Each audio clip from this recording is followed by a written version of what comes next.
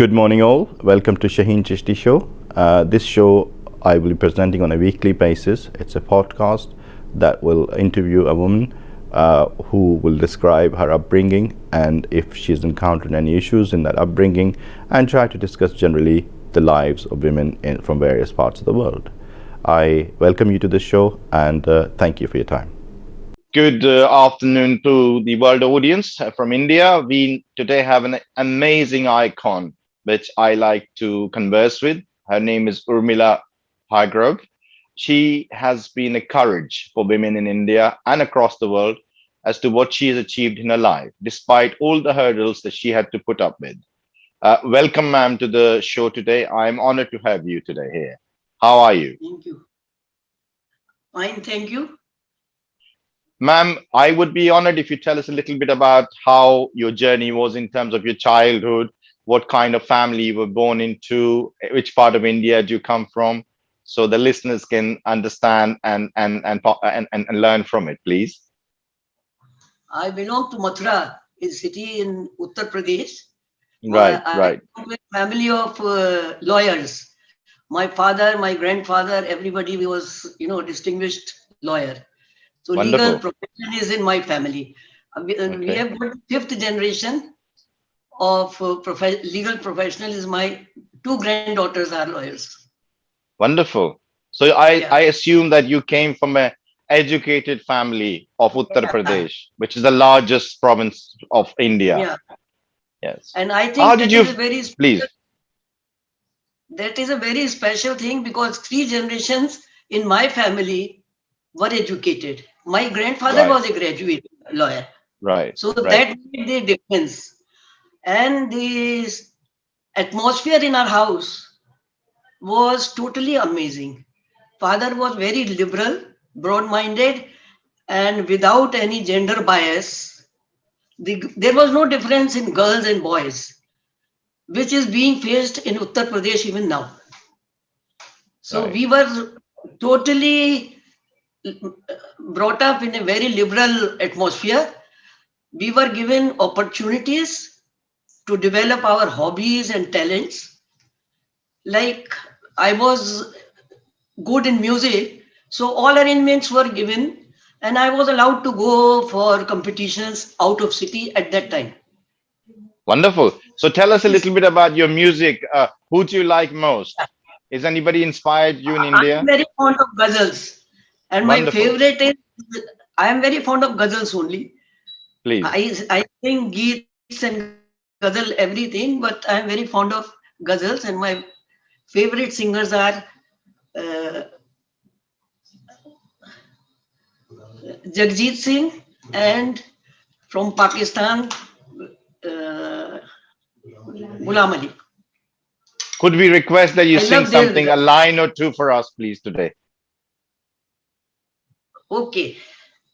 Recently, at my age, people lose their memory, but I can still remember. Recently, I have learned two ghazals. One is Please. I'll sing a few. हाँ. कभी यूं भी आ मेरी आँख में कि मेरी नजर को खबर न हो मुझे एक रात नवाज दे मुझे एक रात नवाज दे मगर उसके बाद सहर न हो कभी यूं भी आ मेरी आँख में कि मेरी नजर को खबर न हो. It is Wow, enough. that's wonderful. That's fantastic. You have so many talents. So let's start with your journey. So you were born, how many brothers and sisters did you have? What kind of relationship did you A have with your large, brothers and sisters? Please. we were large families of Mhm. seven brothers, four sisters and three brothers. Right. So it was a large family. Hmm. But again, there was a certain uniqueness in the Hmm. family. because of the freedom and socializing. And my father was a very social person. He was a very good tennis player, Wonderful. and he was very famous for his bridge Mhm. also. So anybody who visited Mathura, Yes. they became our friends Wonderful. because of bridge. Yeah. So we inherited all his talents. Yes. Like I play bridge online even now, and I have Yes. got a wide circle of players all over the Yes. world. Would you And say that was the first thing that kind of opened you up to being so intelligent that you are today, and an icon for women in the world? I would say I think maybe maybe that the helped. heredity and heredity plus environment. Right. That is, Right. yeah, it made So us what bold. was okay? What was tell our worldwide audience, because Mathura is very famous and Mathura is a wonderful religious Yeah, place. famous So for tell the world audience what it contains from Hinduism in Mathura, which is yeah, very famous. Please tell our world audience what's Mathura famous for, please. it is famous for temples. Correct. Mathura and Vrindavan have got the maximum number of temples. In Vrindavan, Right. you can see a temple at every 50 yards.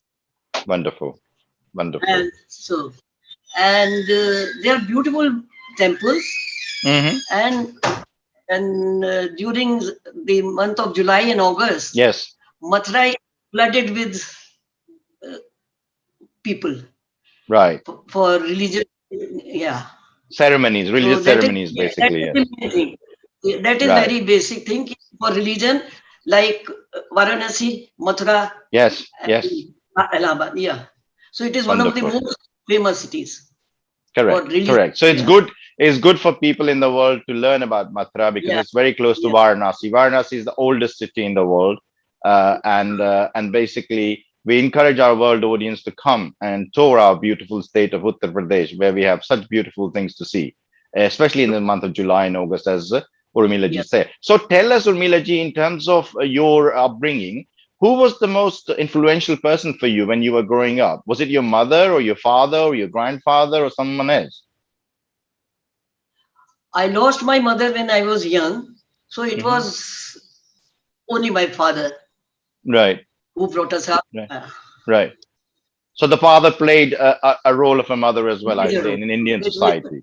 Yeah. How was that? How did you how did you put up with that? Because obviously there are certain characters, both men and women, they bring in a relation. How did you find, discussing things with your father? Was he open? I mean, he sounds like your father was way ahead of his Very times open. Yeah. in India. Yes, very open about things. Yes, Very open about it. We discussed everything, and he made us bold. And he believed that education means not only formal education, but it should one should rise above the superstitions. So, being in Mathura, a city famous yes, for religion only, we yes. were not interested in rituals, or we Right. never believed in superstitions. So that is one Wonderful. very good Wonderful. aspect, and I feel very Yeah.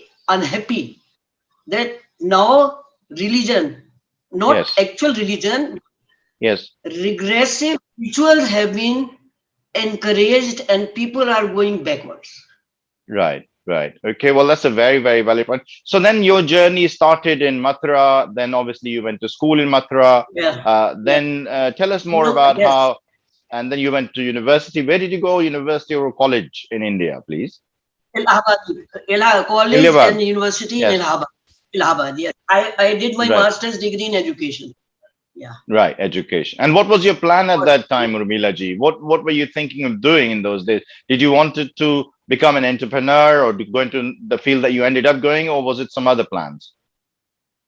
Totally no, nothing. No. There No. was Okay. no career in our mind. No, we were not Right. Right. career oriented. It was Orientated. just Yeah. that we wanted to be educated, so we got education. That's all. Okay.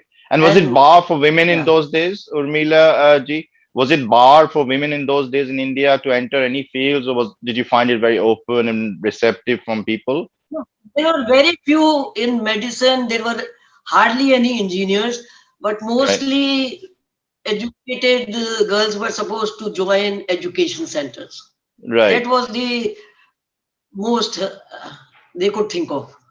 Right, right. So there was a bar in that sense, basically. In Even, those days, women could yeah, only enter naturally, certain fields, yeah. certain sectors. They were barred, kind of barred in a way, softer way of saying, no, this is not for women, kind of thing. Yeah, yeah. And in terms of your relationship with your father, and obviously as an Indian or South Asian person, I think that there comes a very important point when you have to decide to find a life partner. So how was your conversation with your father? Was it your choice or was it chosen for you? And how did you accept that, please? The choice was open, but I Right, think we believed in our father. right, That is why we went for arranged marriage.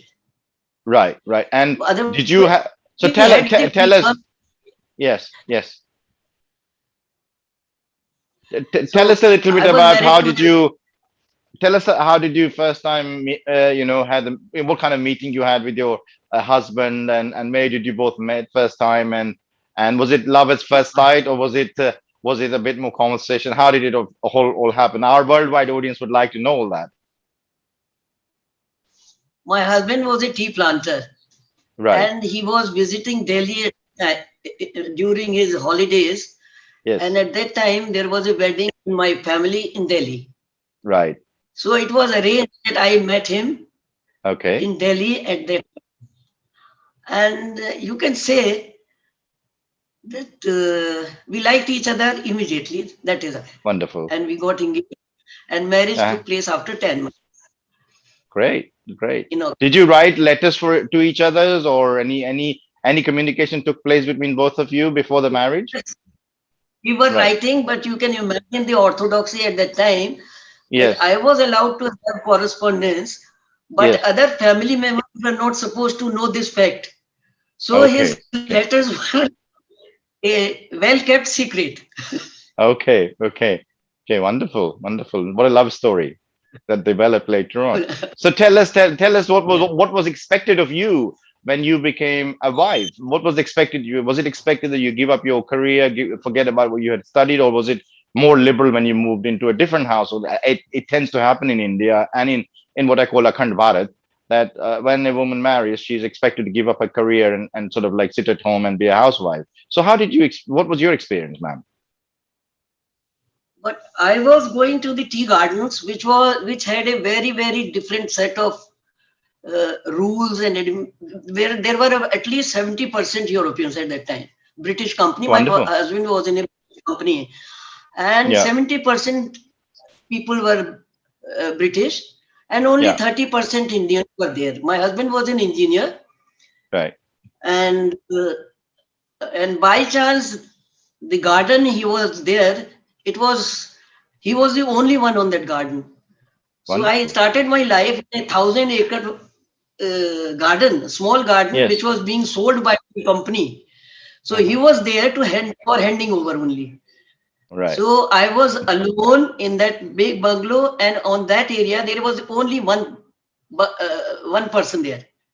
Oh, I So you see. can imagine it could have been a very traumatic thing to Yes. go from a Yes. city to a garden where you don't see anybody except Right. visiting once a week club where you met Yes. Europeans and Indian planters. Right. Right. Are we? How was that period? Describe the period for India at that time. What was India experiencing? What was the situation for women at that time in India? The Indians in the tea gardens, they were mostly copying the Western way of life. Every Indian, when he got married, he made it sure that the wife becomes a non-vegetarian because it was not possible to remain a vegetarian. Right. And short hair, Hindi was no. You Hmm. should only, even if you are a singer, you sing English songs like that. Right.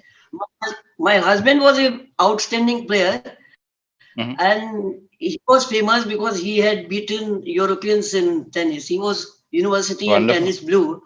So Yes. he created tremors in the tea gardens Uh-huh. when he became champion. So he was popular, and when they tried to change me, Yes. but I have a very strong personality, I was not easily changeable. Yes. So I continued. I said, even if I don't get food for a day or two in a party, it won't matter. Yes. And I was fond of my hair, so I never got it cut. And Right. I sang Hindi songs, and people heard me. Wonderful. So Yeah. because the worldwide audience is here and we are very open to everybody. So I presume you must have heard some English songs as well. Would you sing one for us, Oh, yeah. Yeah. please? I was educated. English was no problem. Yes. But to read Hindi novels, which they call trash, Yes. I think I have got the record Yes. number of authors which I have read. Yes. English, all the bestsellers. Yes. I can't remember the names of so many authors. Yes. Yes. But I don't have that feeling that if I am reading a Hindi author, Yes.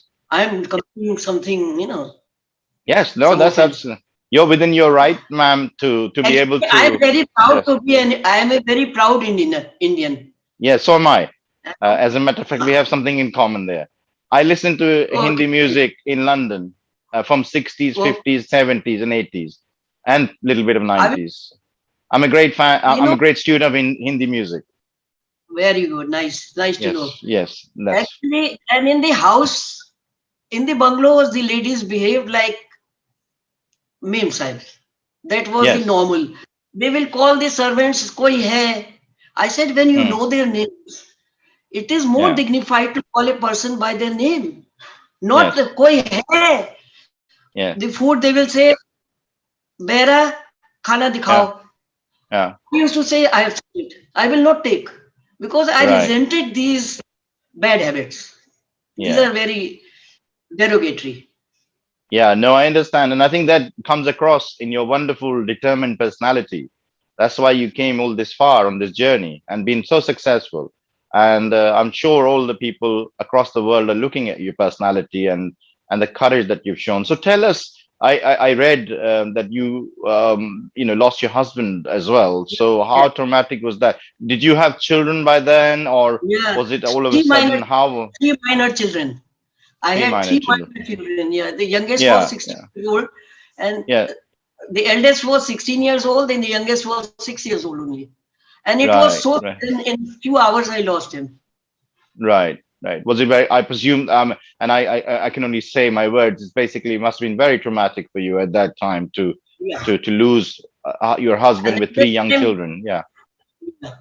And we were in the process of putting up a plant in Uttar Pradesh, Sahibabad, used oil right, refining.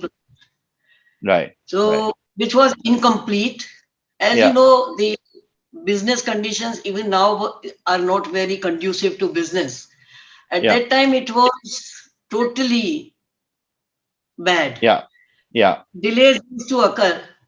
So, incomplete factory and Yes. sudden demise, people advised me to just sell the land and that construction. Hmm. But I decided to take the plunge that I would Hmm. like to complete it, give it a trial, and if I fail, then I will think of selling. So But let's pause. Urmila ma'am, just let's pause there. You've gone through this tremendous tragedy. You've lost yeah, the breadwinner in a way, and I forgive me for saying that. And all of a sudden, you have three children, and here you yeah, are in the middle of a plantation where you were planning to do something for Uttar Pradesh, the greatest and the biggest state of India. Now, yeah. how brave was that at that time? What support did you have? What criticism did you face? People thought you probably, sorry, forgive me for using it, out of your mind doing this after losing your husband, doing this sort of thing with young children. Please tell us what you put up with. When the things are really desperate, one has Hmm. to take desperate measures also. Yes. Because I have no help, Gee. moral or financial support. Hmm. So everybody said that you are a master of education, you can get a job easily. Why don't you? But I was not ready for taking up a job and looking after my children. I wanted Right. to do something, Yes. and it was a dream. It was a dream. We were working together. So after 3 4 months, I said no. I will complete the plant. But there were great problems because my husband had got this project as a technical entrepreneur. So the borrower's wife cannot be considered normally. But the managing director of financial corporation, he met me and he had seen me for a few months, and he said that I am confident that she can run the and complete the unit. But there was a problem. They said that, that you are an IS officer, you may leave, and there will be problem that why did we give the loan to a technical person's wife. So he had to write that no, I take full responsibility that she will be able to complete the unit.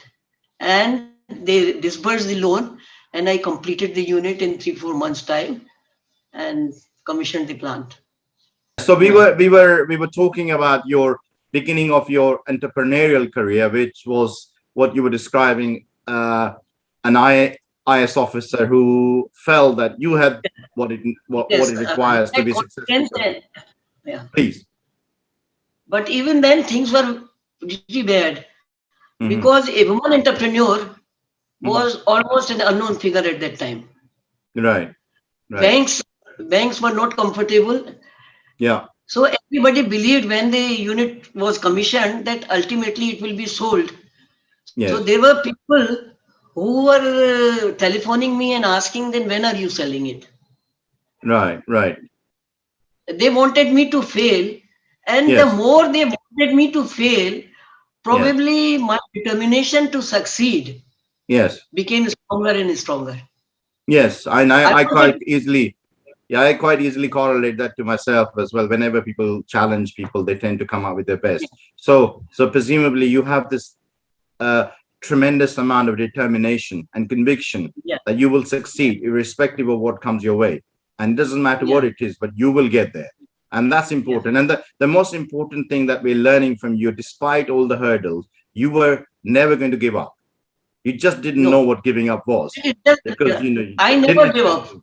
Yes, No, so it's important to understand that women. One of the lessons that we learned from your journey was that basically from early on, you were one very determined character.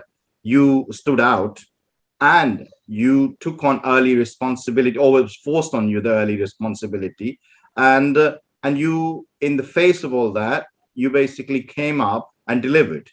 So yeah. there's this tremendous character developing as an entrepreneur. So Urmila ma'am, tell us how then from there your first successful venture, how that other things folded and you became the icon of India in terms of the entrepreneurship that you brought to India. And what India is now is partly because of women like you, because we have never recognized the contributions that women made to the society. So please tell us about your journey from being the first successful venture that you did, and after that, what was to unfold, please. Because my unit is a recycling unit, recycling of used oil. And this is a line which is totally unorganized even after 40 years. Mhm. Normally, I will explain that what happened then. There were these kabadi, the people who buy scrap. They Yes, used to scrap buy, metal traders. they used to buy used oil, and then it was somehow cleaned and sold. And people were convinced that it is spurious oil. So Right, when I put up the plant and I contacted people, they said this is you refined oil is spurious oil. right. So I tried with the government, with various departments, ministries to make rules. And as early as 1985, I Yes, convinced the Ministry of Petroleum yes, that used oil is a valuable asset yes, and it recycler should be registered. yes, Somehow I could convince him, and he yes. started a scheme of registering recyclers. This Right. process has started, Yes, but it was only the guidelines. There was no yes, law as such. So yes, nothing much happened. A, a team of technical people from all the oil companies, they yes, visited people and they yes, registered. So a number of yes, people were registered. Then in 2000, Yes. India signed in the Basel Convention and used oil was declared hazardous. Right. And then Ministry of Environment came into the picture and a draft notification was being prepared.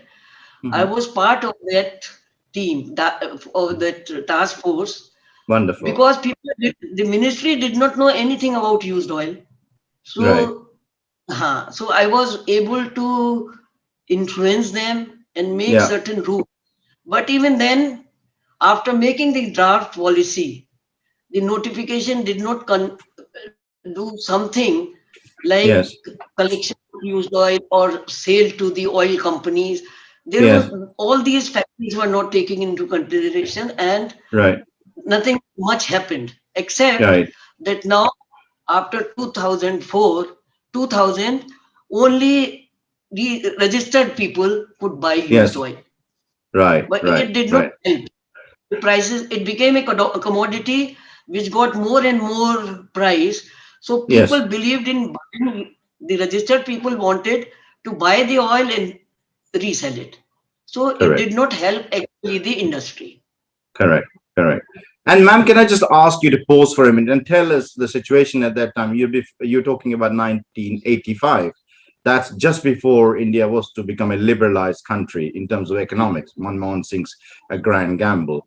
Basically, tell us a little bit about what the situation was like in the with the departments and places you were dealing with. How many women were there? There were 10%, 20%, 50% women representation, or was it barely 2 or 3% in India at Very that time? few, very few Very people. few. Right, very Yeah. few. Yeah. And why did you think that was? Because there were people like you, and we have had a history since Sarojini Naidu, who played a prominent role in our independence. Why were women not represented? But even now, you can count women entrepreneurs or famous women on your fingertips. There are so few. Yes, yes, How yes, many entrepreneurs are there? Yeah, yes, as yes, compared to yes. men. Correct, correct. It And why do you is, think that is, yeah, ma'am? And why do you think that is? because it is not easy to run a business, to get finances, to expand, and we don't get encouragement from the government also. There are many schemes, for women entrepreneurs, but I can tell you, I never got any preference or any support from any department. So do They're you all, think do you think there's a case then, for us to move forward and become a Sone ki Chudiya again, as we would like to be known again, to then have banks that are predominantly catering for women, who look after women needs? I mean, banks, as you're saying in India, are catering. Well, I'm assuming from your saying is a 90% of it is catering for men. It's man's world in India still, and in the world, yeah, in generally across the world, basically. But yes. no, would you say that there's a special place for special small specialized banks who cater for women and women entrepreneurs?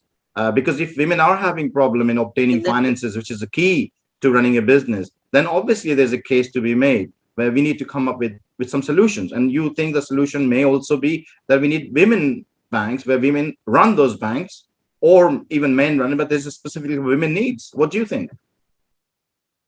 no, instead of having a special bank for it, the policies should be favoring Hmm. the women Yes. entrepreneur. And how would You you see say? the business How politics. would you go about that, man? Because that's my lifetime dream to get in a situation where we have 50-50 ratio. So when women go to a bank, that they get the same facility, they get the same finances made available, the same rates as men do. How more than half of the population of the world are made up of women. I mean, that's just basic knowledge for everyone. So Yeah, that, basically, here we are. Half the population is ignored by the banks. yes, in Right. every So field they need to they are. tap into that market. They need to Yeah, tap into that market, I presume. yeah, So yeah, would you? I think we should do something about it. So, ma'am, I think it's been very, very good interacting with you. Tell me from your experience that the 5 things that we need to do across the world, not just in India, to improve the conditions for women. 5 things that you would have to do. What would those 5 things be in your view? I think the most important thing is educating the women. Yes. That is, if the woman of the house is educated, Mm-hmm. naturally there is a lot of improvement all over. Mm-hmm. The main reason is that women are even now Mm-hmm. being kept uneducated, and in orthodox families, Mm-hmm. girls are considered to be that little education and then marriage. So that has to Yes. change. Yeah. Yes. There, Yes. there are a few percentage which are very career oriented. Mm-hmm. They go for career, but that is another extreme. Mm-hmm. One has to make a balance that Mm-hmm. one woman can be a good Mm-hmm. homemaker Mm-hmm. and can do something at the same time. Mm-hmm. Not necessarily that only business and career can make you. Mm-hmm. So So the you first, still feel that you still feel a traditional approach where the responsibility for the running of the house, providing for the house is husband in that case, but the running for the house jointly, then working as well remains with the lady of the house. Is that what you're saying, ma'am? yeah, yeah. Right, right, In right. Western countries, men share the burden, but Yes, the Indian mindset even now, a hmm, working woman has to work really hard yes, because the yes. children is entirely her responsibility. So you And think that in India, the middle classes that we have, the women who are working, they are having to do three jobs as opposed to men yeah, who's going doing one job. So there's a completely wrong precedent being set here yeah, that a yeah. woman has to do three or four jobs as opposed to a man who's doing one job. And so that's something. And then other points that you would like to raise. So education, obviously, I understand. Perhaps we can by that I deduce that there's a position where men need to do more homely work as well. They need to pull their weight, I call it, Yeah. right? So that's fair enough. What are the other points you would say, man? But these are very vague things. Mm-hmm, One decides how to live life, what to achieve, how to mm-hmm, bring up children. There are no hard and fast rules that one should do this, this, this. mm-hmm, So mm-hmm, I don't think I can give you guidelines for mm-hmm. 5 or 4 to make Right, difference. right, right, I think once the woman is educated and she will understand everything better than the right. present. So you think the education is core to Yeah, developing. I also think that educating women will be as I always repeat this in my shows, educating women will be a win-win situation for everyone. So yeah, if women are educated, they will end up getting better jobs.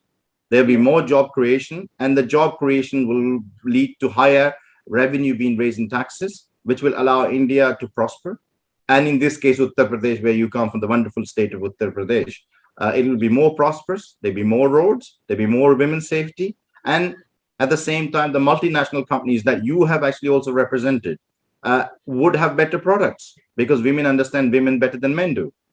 So I think it'll be a win-win for everyone. As I keep repeating this, so my take on the show, ma'am, is that you have done so much and so wonderfully and so well that I think someone like you, should be awarded a Padma Shri, I think, and I would say for the government of India to look at that as a no, possibility to please.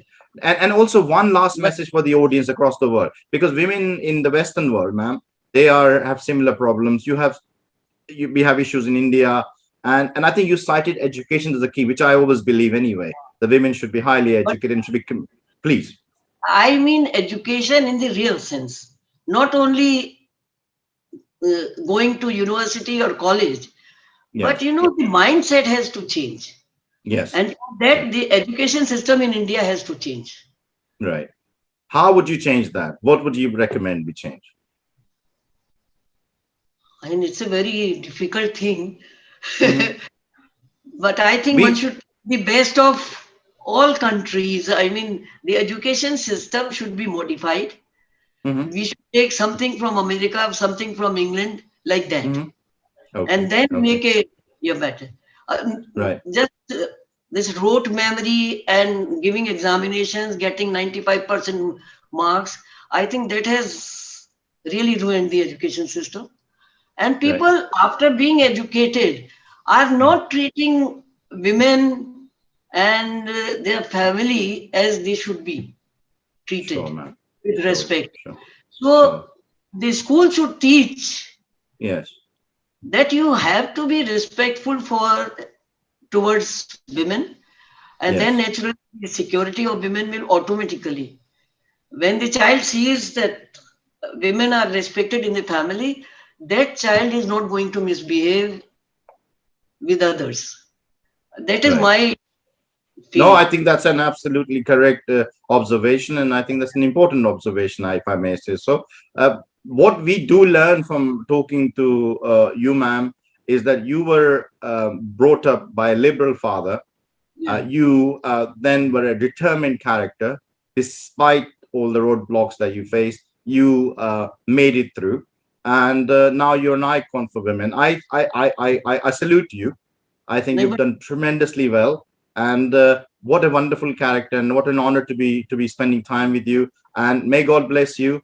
May God give you a lot more years I on would this like planet. to I would like to communicate to you that for my Please, efforts I have received uh, award from the government also, yes, Ministry of Women and Child Welfare for my yes, industry, and I got the award, 100 Women yes, Achiever Award in fantastic, 2015, and I fantastic. was awarded the Woman Achiever Award by Yes, MIT University, yeah, and my own community also recognized my efforts. So that yes. way, I'm very contented. I have got rewards and awards. Wonderful. Thank you, ma'am, and I'm so proud of you. I would like to conclude by saying the lessons that we learned is that she was brought up by a liberal father, but a very, very determined character. Yet we also have to remember that a woman in India or in the world has to do three jobs in order to compete on the same level as men. And all sorts of issues are put through her to ensure that she does not succeed, such as financing not made available for women, which should be the case in a developing country. We learned from her today also that the education is the key to success, but not just the education of going to university. It's a more liberal form of education where you coexist with other people. And what a wonderful message we hear from a wonderful city of Mathura, from Uttar Pradesh, right in India. And we wish everybody a good evening wherever you are. Please take those lessons and please keep praying for us. Thank you. God bless you. Long live India.